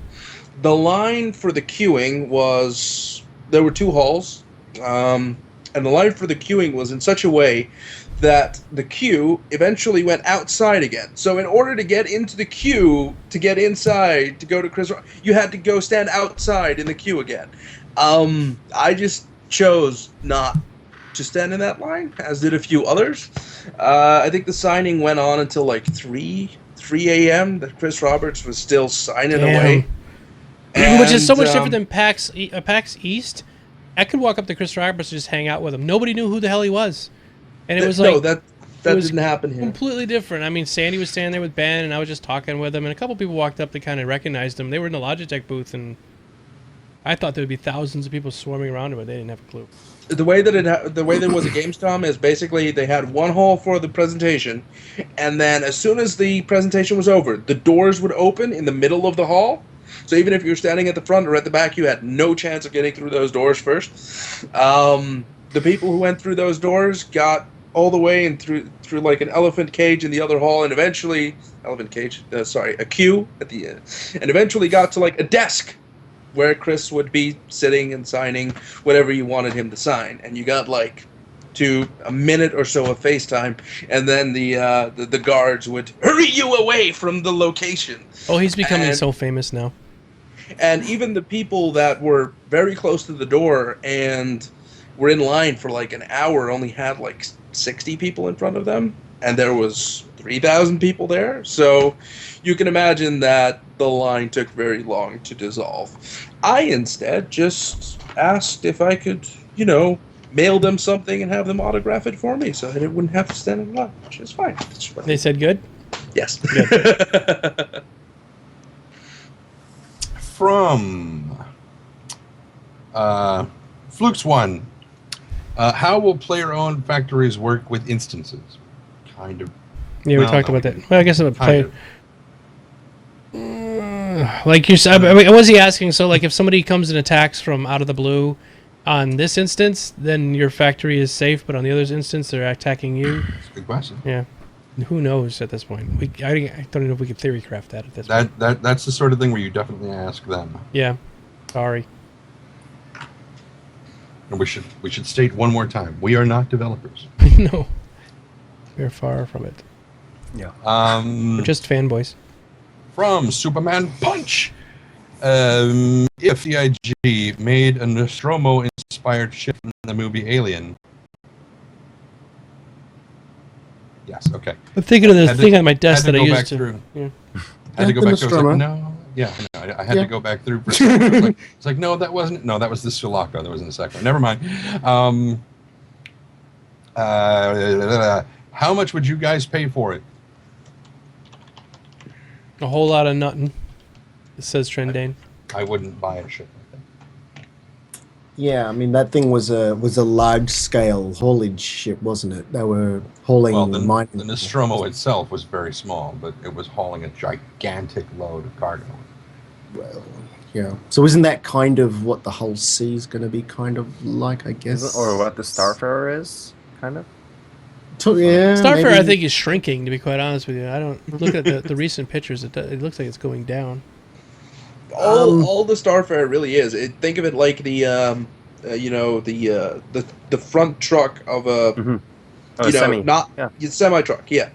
And think of like all the cargo that you attach at the back, and maybe even you can make the platform longer with methods or just by buying it, and then just attach more things to it. I think that's the way you might want to think of the Starfarer. So even if the front bit gets smaller, it doesn't mean it'll be able to carry less. True. At least let's hope, because I also have one. I want to address one point that I just saw as best free bring up in chat about we can change the game, we're the people buying it. Not really. No. We are investing in Chris Roberts' vision. So we are giving him money to make the game he wants to make. That's a little bit different than us saying, make this game this way, we're giving you money. There's not 500,000 on the board of the directors. Right. No. There's definitely some influence. Yeah, you could. But it's Make not. suggestions. Yeah, that's about it. If they like it, then they can run with it. But I mean, I think the best example of that is the 6 degrees of freedom thing, because I don't think they were ever going to really do it that No. way. But so many people were like, dude, why would you not do it this way? And eventually they did manage to convince Chris that yes, it's okay, it's fine, we can do it. And they decided it was a good idea and they went with it. But that is one of the very few situations where I think the masses. Go ahead. I was gonna say, I think the reason is because it was a very popular thing in Elite Dangerous, which is a direct competitor for Star Citizen. So it works really well. I'm not I'd love sure. to use it. What's that? I'm not sure that would be, the basis for. No, I'm Chris just saying Roberts it putting probably in as could have well. swayed him just enough. Be like, okay, 10,000 people said we need to do this, and it's also a huge feature in Elite Dangerous. Okay, let's change. Something like that, where it wasn't like it was just Elite Dangerous. That sort of it was the impetus. Well, Travis mentioned something about in that line. I mean, the subject of topic wasn't exactly that, but he basically said, don't stop writing in with suggestions or queries or concerns about anything whatsoever. Give it to us all, because if it makes sense, Yeah. and it works, then compared to what they've got an implementation of some type of mechanic, and people are like saying all of this input, saying no, it should be this way, or it won't work because of this, blah blah blah. If there is something in there that is actually useful and worthwhile and makes sense, they will look at it and go, you know what, that actually makes more sense than what we thought. So it's not like they're completely blind to it. It's just that you're not going to sit there and go, you know what, I don't like the shape of the M50, fucking change it. Oh shit, yes, massa. Well, see, Decessa just said something. I want Chris Roberts' game, not what 500,000 people think it needs.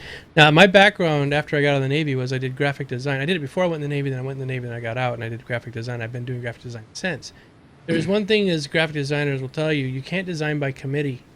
Everyone's got a different sense of proportion, color, design styles, views that they like in their life.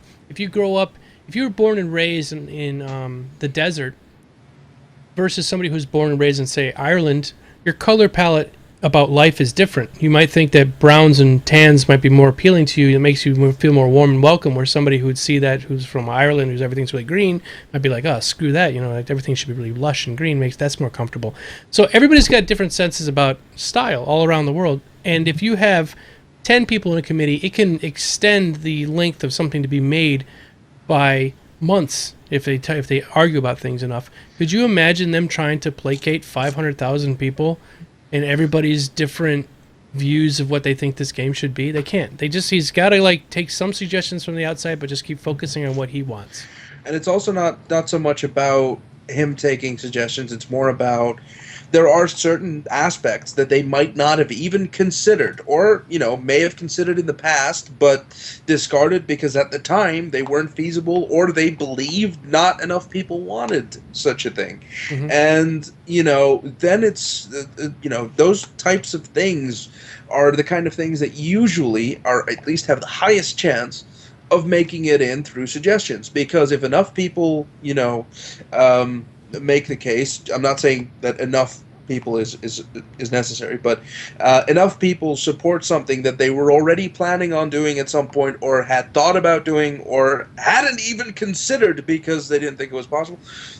Those kinds of scenarios have the highest chances of still making it in. Mm-hmm. And that's why the suggestions are necessary. But just saying it's bad, fix it, yeah, you can suck on my best free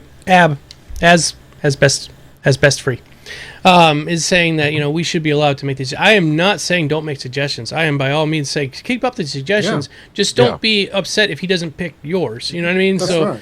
Yeah, everyone should come up with suggestions, because it might be making this game better from all the suggestions that are coming in. 500,000 people with ideas, that's a great idea. I'm not saying don't do that. I'm just saying be realistic for what you see actually happen in the game. Yeah. There was one other thing which I just forgot because of that memory disease. It was a thing that could have possibly been. Some people have said that as best for people have made the same thing about you, that it can't all be Chris's vision, because they're outsourcing, they're shuffling too much stuff off to other studios and whatnot. But that's part of the reason why Chris hired people that he's worked with for so long, because they know his style. They understand what he's going to like, or they have a much better chance of understanding what he's going to like and what he's not. Right. And a large part of outsourcing is writing up contracts in which you get exactly what you want most of the time. Usually outsourcing is done in such a way that it's built to spec almost exactly. If you outsource something, that is usually what you're going for. And I know a lot of people haven't dealt with that, so they're not fully aware, but yeah, usually. All right, we'll cover that as asked and answered. Yeah, we got about 10 minutes left, guys. We did start late today, so I added that on to the timer for the giveaways. So, let's see. From Grim Fandango, will docking be available? It says will be docking available. Will docking be available in the new huge ship, so that I can dock into it with a smaller ship, like a sausage into a wet bread roll? Well, yes. For instance, Idris will have a hangar. Wouldn't it fall apart? You're gonna chew it up anyway. What difference does it make? Well, it's sort of like if you're like a raccoon, you dip everything in water before you eat it. You know. Except for sugar cubes. Really? You want to torture those little fucks? Contest? Oh my god! Don't start me. Don't even start me there. Fluff. Okay. But no, give it. You want to torture a raccoon? Give him a sugar cube next to a bowl of water. He goes to wash and disappears. He's like, "What the fuck? I don't know what the." Oh, so much fun. You're devious. It's like putting tape on cats' feet and letting them loose. That's a lot of fun. I don't even know what you're talking about. So yes, docking will kind of be possible. You can sort of do it with the Merlin, kind of, or the 72. ship. The M50 could pretty much fit in the back of a Freelancer Max if you drive it a little bit slow. But, you know... Boost! No! Both of you are fucked, literally. Also, any ship with a docking collar can dock with another ship with a docking collar specifically for boarding. And, a soaking wet bagel carrier. Mm. The bread roll. I saw what you did there. Yeah, I saw what you did. So, from T-Bonks, what about a sort of dampening field against ballistic weaponry? Again, shields are not the end-all, be-all. There will certainly be different levels and variations on the technology. Hopefully, at least, that would make it more interesting. What you're going to wind up doing is going to set up a bunch of foam dispensers that expand outward. Excuse me, Mr. T-Bonks, but I submit to you, if you had a dampening shield that would soften or stop the impact of trajectories coming to your person, would that not also stop you from shooting outwards? That will save that question for next week. Okay, so from Harbinger 8, do you guys think they should have personal shields for first-person shooters since they are giving us armor? How would you like it to be implemented? Ooh. Personal shields, we're talking some Halo stuff there, aren't we? And if we're going for personal shield, and this is a very, very, very big if we're going for personal shield, and can I just say, no regenerating fucking health bar, I will stab you in the face. Health does not regenerate. This is the angry we were talking about earlier, Corey. You should not be threatening to stab people in the face. Okay, sorry. I will give you a bouquet of roses and a hug. I have no issue with a shield that regenerates a tiny bit. If it only has the capability of avoiding a death kill headshot or something, just barely, it puts you on the verge of death but not entire death, then I don't mind the shield, right? Mm-hmm. If it just staves off death by a tiny bit. However, because you're then low on health and you can't regenerate that health, if you were then to get shot again, the shield wouldn't help you dick and you die. If it had regenerated in time for the second shot. If we're going for personal shields, that's the type of shield that breaks even on one bullet impact that I would talk about. But if we're going for Halo shields, I'm pretty much done with FPS at that point. Yeah. I would even caution on the side of not having shields. But if they were contemplating it, I agree with Cora. I would want it to have a fairly limited, maybe against very standard ballistic weapons, it may hold up a little bit better. Maybe two or three shots. maybe, you know, it might be able to absorb a couple of body shots or something, or maybe a single headshot or something. And then if you were then to implement some type of plasma or energy weapon, then the shield is, once it's hit once, it's null and void, because, you know, it sort of cancels each other out. And yeah, but I mean, they would really, really have to step very, very carefully if they were going to even consider implementing any kind of shield mechanic. I would be happy without one at all, to be completely honest. You know, you might have an armor level, maybe, rather than a shield, where a single headshot is a kill, but you might have to get, you know, if you're wearing a certain type of armor set, you can take more body shots. I would go for, gets down. You know, if I had to choose, I'd go for original Counter-Strike type armor levels, where even though you get shot, your armor gets damaged and your life gets damaged all at the same time. Well, you know, all that. Let me ask you guys something real quick. Is this a virtual reality simulation? Sure. The reason I'm asking is the death of a spaceman. Yes. So, is this going to be permadeath? Like, if you're... Oh, I can answer this one. Okay. Right, what you're asking is, if you die in FPS, do you die, or is it permadeath? Is it like the Matrix? No, but there's a chance. And the chance has to do with, if you get shot in the head, there is a chance that they can't recover your brain and thus can't reclone you and put your consciousness in the next body or whatever, you know? Or they can't rebuild you from the clone. What about... Sorry, go ahead.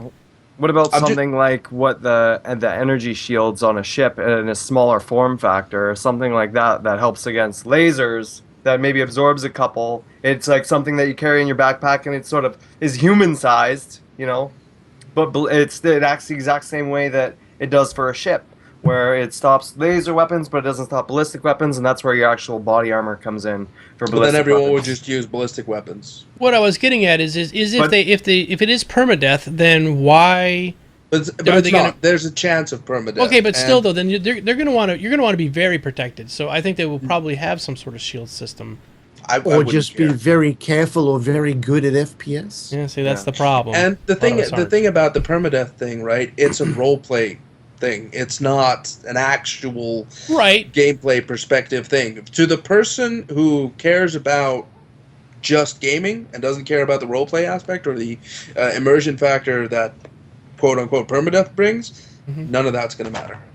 Well, they have said that, and this kind of ties into what Core was saying, and we'll say you've got 100 health. Say you're in a battle and you get shot multiple times and it takes you down to 0. You're not necessarily dead. If one of your teammates can get to you and apply some first aid, or even drag you back onto the ship away from where you were trying to dock, and they've got a med bay or something and they can put you on the med bay and get you back in, that is most likely going to stop you from entering into that first death. But even that first death is only going to mean you wake up with, you know, maybe you get shot in the arm and you bleed out. You're going to come back with a robotic arm. It's not like... Yeah, I get how the space I don't know works, if anything has changed in this regard. Sorry. But I don't know if anything has changed in this regard, but what I originally understood from the death of a spaceman was that the more you die, the higher the percentage of you perma-dying happens. Yes. But... in FPS specifically, because they addressed it specifically, if you get shot in the head, there is a percentage that you get permadeath instantly, right? And this percentage may be low, it may be 1%, right? Okay. And even the death of a spaceman in space, when your entire body gets vaporized, the percentage might be 2%, you know, but the percentage still exists. Now, in FPS, they said specifically about headshots, the permadeath exists because of the brain. However, if you get shot in the heart, it's less permadeath because they can just resuscitate the heart, revive you from your vegetative state, and voila, your clone brings you back to life. But of course, the more you die, the higher the chances are that you permadeath. So that's always going to be a constant factor, whether you're in a spaceship or you're in FPS. And I personally don't see that as slowing me down, because I'll still risk my life to get the upper hand on my opponent rather than sit back and go, please don't hurt me, I don't want to fake death. Yeah, the permadeath does add it, but it just... could you imagine permadeath in a game like Call of Duty? I mean, it's kind of like... it's something that's never been really done before, having an FPS game that you could possibly lose your character and have to make a new character again. You know what I mean? Yes and no, because at the end of the day, you know, you can randomize the character, or you get your new character, right, when you perma-die, but nothing you had, maybe the items on your body you might lose because that character's gone, but everything else, the assets, the ships, those are still yours. So technically, it's not perma-death if from a gamer point of view. Sure, I understand, but you know, the in Death of the Spaceman, he was talking about that you would give, like you would set up a lineage that would get your stuff. So when your character dies, and the next character, the next character, the next character. Yeah. Yeah, but Well, in the context of Core the Defiler, that character would in fact. I will always be Core. It doesn't matter. You know, I will always be Core the Rapist. You know, or the Defiler or whatever.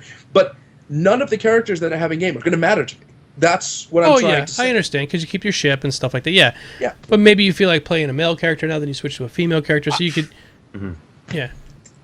That would just be one of those take a seat over here moments. Anyway. Yeah. All right. Go ahead, Sinead. Tendane's trying to speak. I think his camera's frozen. No, it's not frozen. We've been talking about it from the perspective of, you know, carrying personal shields and blah, blah, blah, blah, blah. I think that's only half of the equation. I mean, you would have to have a power source capable, large enough, and powerful enough to be able to power that shield for any length of time. Moreover, you would have to, whoever's firing the weapon is going to have to be carrying a power source that is large enough and powerful enough to create a coherent energy beam exosuits that can do that. Because I mean, the ships have a huge power supply on them, you know, for running these weapons and stuff, for a coherent energy beam. So I would say, my guess would be that short of alien technology, I still don't think we're going to have a whole lot of energy weapons that we're going to wind up using handheld. But still, you know, humans are amazing at killing each other with the current weapons provided. Why would we need, you know, rail guns that are more bulky to handle just to do the job that ballistic weapons can already do so very, very, very well? Yeah. Because if there's one thing we're not shy in, it's developing new ways to kill each other. Oh, absolutely. Coming to you live. All right, guys, it is time. We'll just let me do the raffle real quick, and we'll get now. Okay. Just everyone's freaking out because they want to see who won. God, I want to get this thing so that I can leave and not watch the rest of the show. Well, that's okay. Yes, really good conversation on that. But let me just do this real quick. Okay, so everybody, this is for a T-shirt off the store from the Domo Swag Shop, and you guys should have seen it. It's a StarCast shirt, official StarCast shirt. Yeah, it's global shipping. You can have it shipped anywhere, and up to 5XL. Good luck. May the odds be in your favor. Here we go. Drawing it. That is mahogany. No, the deck is not mahogany. You have 1 minute to claim it after I hit the button. So pay attention. Here we go. Headless Shook. Never heard of him. Never heard of that guy. Never heard of him. He must not be here, so we're gonna have to redraw. He dumped in 252 tickets. 50. 250. I asked that Loch Ness Master. I said, "What do you want there, Loch Ness Master?" He said, 252. You want about 252 tickets? Now you sound more like fucking Adam Sandler. 252 tickets. Sloppy Joe, sloppy Joe. So while we're waiting for that, I'll go ahead and let's ask continue on to another the next question. one. He has 30 seconds. Do it, shoot. No. Oh, boobies. Remember, Okay. Yeah, remember the 30-second. Well, I understand, but I said he has a minute from when it comes up on the screen, not from when he hears it. So From People don't Gorlock, watch chat. from Sorry. Gorlock 2944, which is 1 year after Star Citizen Star. Should a shield be able to serve as an emergency backup for a breach in your hull or canopy? Should a shield take the place of blast Airlock? shield for high-speed atmospheric transitions? Good question. that's a good question. Yeah. It would be interesting to see if we had, you know, emergency systems like that, or if, you know, after the battle's over, you might, or even during the battle, you might divert shields to that. But I don't know how we Actually, go about. I could see that using. I mean, because we're speaking of energy for the most part here. I can see using a shield to create a sort of Barrier. a fairing, in front of the ship, so that as the energy of the impact of the thing, it just basically feeds the thing and it diverts, most of the energy of the impact around the ship. It doesn't have to completely redirect it. It just has to glance it off the surface and basically creates a fairing like the front fairing on a motorcycle or something. Mm-hmm. Yeah. Like a windshield on a convertible. Basically, Stopping the rain from coming in. Yeah, exactly. As long as you're at speed. And for as long as you're in re-entry, you're fine. Or entry, not re-entry, because you may not have been there yet. From Daddio66, noob question. What comes with the basic game? Would I need Arena Commander to play the game? The basic game, at the moment, Doesn't really exist yet. Yeah. Yeah, there is no basic game. But if you would like the basic game, purchase a game package. Yes. And eventually you will get Persistent Universe, and It's that will called be the Arena game. Commander Pack. Starter Pack. It's $45. That has everything you need to play right away. I don't know why they bother with that anymore. I mean, the reason that they was because it was alpha, right? So the people that didn't get in the beginning, it was supposed to be a special privilege that we all got in. But all the game packages should have just gone up by $5. just keep them like just make it That's $5. it. Yeah, why are we That's adding the ticket now? Yeah. Yeah. It just creates confusion. It does. Everything should just go up by $5, and that's what you need to get in. We got a $5 discount by getting in early, if that's what it is. I mean, why? Yeah, anyway. Yeah. We actually do have to stop because we're almost out of time, and we don't want to go over the 2-hour limit. Yes. We only got 2 questions left. We could wrap it. If you want to rapid fire them, then we got 2 I can do minutes that to answer easily. 2 We'll questions. start with Go. Kimball's. Will we get a spectator mode for the racing module? Not in 0.9. Okay, there we go. Eventually, And hope so. Yes, hopefully. Because I agree, it would make a fantastic esport. From Red Actual, final question. On the project status page of the website, there's a cluster of hexagons for each of the modules, and there are 2 empty hexagons. Do you think these could possibly be for other modules not yet announced? Yes, or maybe they're just there to signify that no one's done voiceover yet. Voiceover module, yes. And that's it. Okay. That's it. All right, let's go around the room here. By the way, real quick, Headless, you know what to do. Send me. I need all of your information. I need your name, address, your phone number, security number, not your social, but your name, address, phone number, your size you want, the color you want, and obviously you know what the shirt is because you're getting the StarCast shirt. And send that to me ASAP, and I'll get this thing sent out to you as soon as possible. PayPal login details. None of that. Let's go around the core. Tell us what you're up to. What are you doing? What's going on? Well, I just got back from my 3-week vacation. This is why I was not here. I apologize if anyone missed me. I don't know any. Anyway, for the next week or so, I'll be setting everything back up into my streaming setup. Currently, my house is a mess because I haven't been here for. We almost can't 3 tell. weeks. No, I know, but I can tell. So. Going to be focusing on that for the next week and a half. My wife will be coming back this weekend as well because she went for a week to England after going to France. So I'll start streaming again probably by the time the next StarCast begins. So I'll be back, bitches. And you can find me everywhere Nightbot just said. Everywhere Nightbot. All right, next, Bado, go. I'm streaming more lately. I'm waiting for Arena Commander build up. Going through my backlog of games on Steam. Currently going through Metro series. Yep. Cool. We host Bot every once in a while too. You guys should check him out. He was he's doing quite well by himself. He got like 400 people watching the other night. Pretty crazy. All right, awesome. WTF. What's up with you? Yeah, so I'm still streaming Star Citizen. That's all I stream.